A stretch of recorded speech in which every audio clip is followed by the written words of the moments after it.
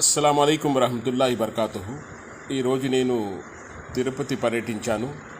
మన ముస్లిం ఐక్యవేదిక అధ్యక్షులు జాఫర్ పులి గారు ఇన్షాల్లా జూలై నెల 14వ తేదీ ఫర్నిచర్ ప్యాలెస్ విజయవాడలో జరిగే ముస్లిం ఐక్యవేదిక కార్యవర్గ సమావేశంలో ఏదో ఒక ఎజెండా మూలంగా మనము ముందుకు సాగుదాం ఖలీల్ భాయ్. ఎందుకంటే రాబోయే 4-5 సంవత్సరాలు ముస్లిం ఐక్యవేదికను రాష్ట్రంలో బలోపేతం చేయడము మరియు సభ్యత్వాలు చేయడము మరియు రాష్ట్ర పర్యటన ఎక్కడైతే మనకు పిలుపు అందుతుందో అక్కడికి పర్యటించడము.